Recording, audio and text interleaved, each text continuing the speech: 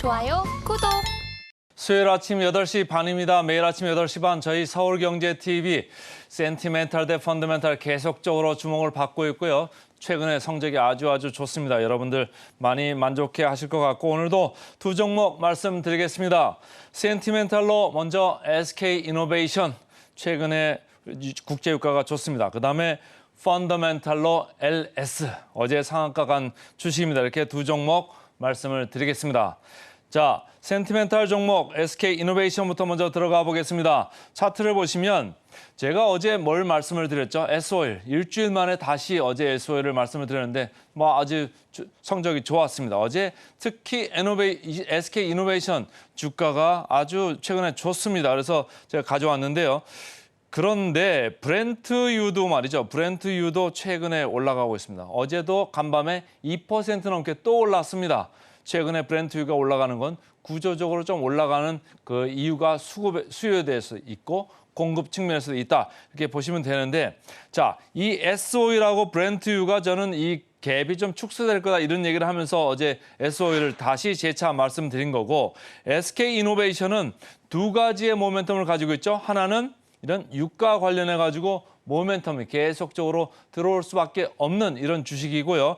두 번째는 2차 전지 관련주입니다. 최근에 2차 전지 관련주가 상당히 높게 빠르게 오르면서 자, 뭘 따라갈 거냐, 지금 놓친 거 없나 이렇게 봤을 때 SK이노베이션 눈에 탁 들어오는 거죠. 왜? SK온, 그러니까 SK이노베이션의 자회사인데 여기서 배터리 관련돼 가지고 좀 모멘텀을 좀 좋게 봐주자 이런 생각을 하면서 SK이노베이션 주가를 지금 들어 올리고 있습니다. 아직 전 고점 근처까지는 안 왔습니다만은 역시 계속적으로 좋게 보려는 사람들이 많아지면 최근에 주가 어떻습니까? 2차 전지 관련해서 주가들이 더 뻗어갈 수도 있겠다. 이런 생각을 하는 사람들이 점점 많아지는 것 같습니다.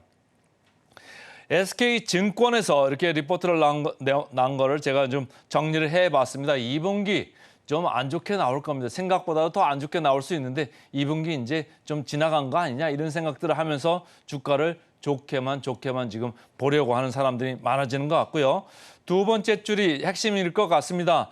배터리 실적 개선 시간 문제다 이런 얘기죠. 지금 미국에서 AMPC라고 해가지고 이제 일종의 보조금이죠. 이런 게 이제 들어오는 게 3분기부터 계상이 되면서 수익성이 좋아지는 그런 효과를 볼 수가 있고 그 다음에 제일 중요한 겁니다. 이 SK온의 수율이 가장 중요한데 작년에 어땠습니까? 5%대였습니다. 금년에 이 SK증권에서는 SK온의 수율이 40%까지 올라올 거다 이런 생각을 하는 거예요. 이런 계산을 하면서 이제 수익성 개선, 그러니까 숫자, 영업이익으로 좀 좋아질 거다 이런 얘기를 하는 건데 사실 수율 40% 하면은 높은 건 아니죠. 그렇게 높은 건 아니어서 아직도 고전을 하고 있다. 이런 이제 생각을 저는 개인적으로 하는데요.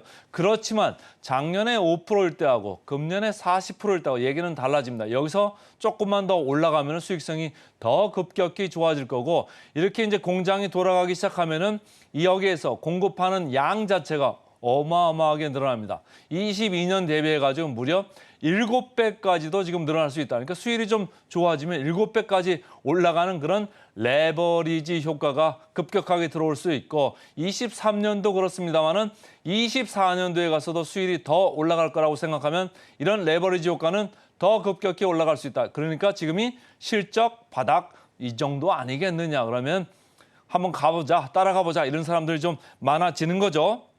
그래서 SK증권에서는 개선될 주가 모멘텀으로 본업도 하반기 가면서 좋아지고 배터리 사업까지도 더 점점 좋아질 거다 이런 생각을 하는 겁니다.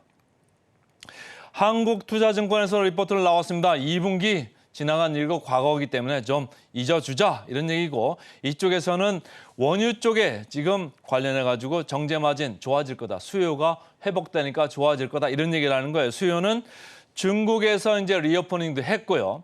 여름 이제 드라이빙 시즌, 그러니까 차 많이 몰고 다니는 이런 시즌이 효과가 이제 볼 거다 이런 얘기는 하는 거고 한편 공급 쪽에서는 오페크 플러스의 감산 의지가 아직도 좋다, 유효하다 이런 얘기예요. 러시아 지금 계속 전쟁하면서 돈이 필요하지 않습니까? 그러니까 국제 유가가 어느 정도 유지되는 게 중요합니다. 이 나라에게는 말이죠. 그러니까 유가가 현재 수준에서 내지는 조금 더 올라갈 가능성을 좀 봐야 되는데 이렇게 올라가면 말이죠. 1분기, 2분기에 지금 원유 재고 평가 손실을 막대하게 입혔던 이런 효과에서 오히려 플러스 되면서 어제 S-오일 말씀드리는데도 똑같이 말씀드렸습니다만 재고 평가 이익으로 이렇게 돌변을 합니다. 국제유가가 올라가면 말이죠. 그러니까 원유 정제 이쪽 부분에서도 정의 부분에서도 이익이 많이 좋아질 거다 이런 얘기를 하는 거고요. 앞으로 주가 상승 가능성을 좀 보자 이런 얘기를 하고 있습니다. 차트를 보시겠습니다. 단기적인 차트이기 때문에 지금 4월에서 7월까지만 이렇게 펼쳐놨습니다만은 이게 급격하게 올랐죠. 그러니까 전고점 6월 7일 날 20만 원 7,500원 이렇게 한 거니까 이제 다운 거 아니냐 이런 생각들을 할 수도 있습니다. 물론 그렇죠. 그리고 최근에 2차 전지주 아주 과열 양상을 보이고 있습니다. 그렇지만 조금 더 밀려 내려갈 수 있겠죠. 근데 최근 거래량 들어온 거 보시면 에너지가 지금 이 회사 주가에도 에너지가 많이 들어와 있습니다. 이렇게 거래량이 많이 들어온 것들은요. 크게 빨리 밀릴 것 같아도 그게 쉽게 내려가지 않을 가능성이 있다. 이렇게 보시고 누가 샀느냐.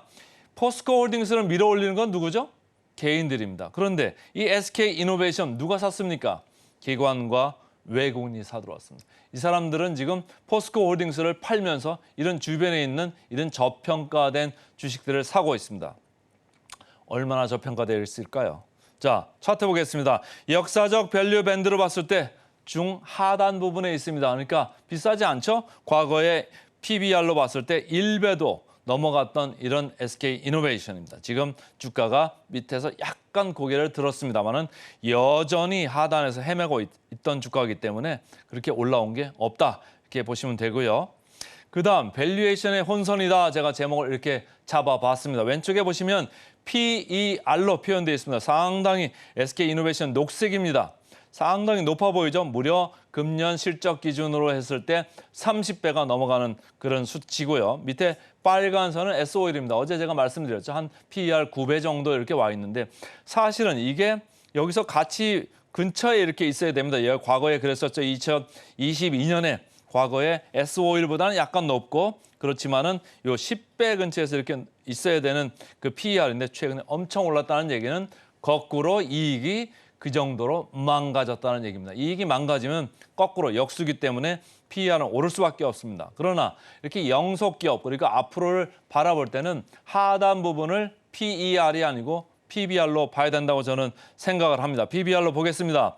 PBR 녹색이 SK이노베이션이고 위에 빨간 게 S-오일입니다. 제가 S-오일 계속 강조를 해드렸습니다. 지금 PBR이 0.93배까지 와 있다. 어제 이렇게 말씀을 드렸는데 이 SK이노베이션을 봤을 때 지금 S-오일보다도 낮게 돼 있습니다. 그러나 이 회사는 무슨 회사죠? 2차 전지 밸류도 들어오고 있는 회사입니다. 포스코홀딩스 2차 전지 밸류 들어오면서 지금 주가가 무려 40만 원대에서 거의 70만 원 육박하는 근처까지 주가가 아주 급등을 했습니다. 그렇기 때문에 이 회사도 2차 전지 밸류를 좀 많이 쳐줄 가능성이 있다. 그렇다고 하면은 이 PBR이 역전될 수도 있다. 이런 생각을 하시면서 앞으로 PER 수치보다는 PBR 수치를 좀 보실 필요가 있겠다. 이렇게 생각을 해봅니다.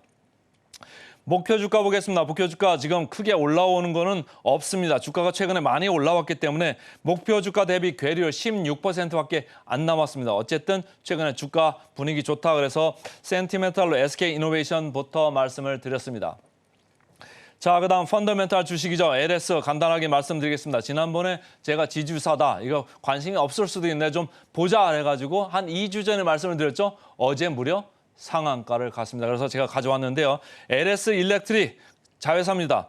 최근 주가가 앞서거니 뒤서거니 하면서 이렇게 전략 인프라 관련되는 주가들이 좋습니다. LS 당연히 좋을 수밖에 없고요. 여기도 2차 전지 관련해가지고 전구체라고 하는 모멘텀이 지금 들어오고 있습니다. 그래서 황산니켈 전구체 사업을 본격화할 거다. 시장에서 이걸 마침내 쳐다보기 시작한 겁니다. 그래서 LS M&M이라는 자회사가 황산니켈을 공급을 할 거고 그걸 기반으로 전구체 사업을 해 나갈 거다. 그래서 초반에 25년, 26년에 양산을 하게 되면 한 8천억 정도 매출이 들어올 거고 29년 12만 톤으로 올라가면은 이게 한 1조 2천 여기까지도 매출이 나올 거다. 이렇게 보시면 되고요.